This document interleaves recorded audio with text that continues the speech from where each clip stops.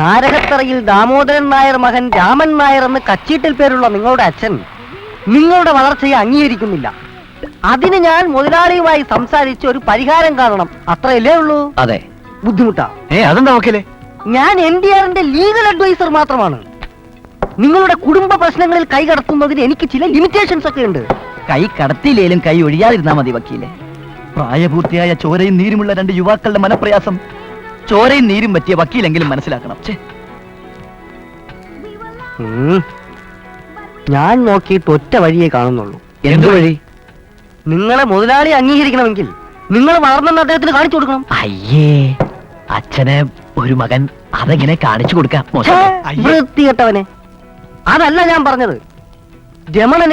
രമണനും രമേശനും ശാരീരികമായും മാനസികമായും വളർന്നെന്ന് അച്ഛന്റെ മുമ്പ് തെളിയിക്കണം. അതെങ്ങനെ? ഒരു ആ കരി വക്കി തലയിൽ വെച്ച് ശാരീരിക വളർച്ച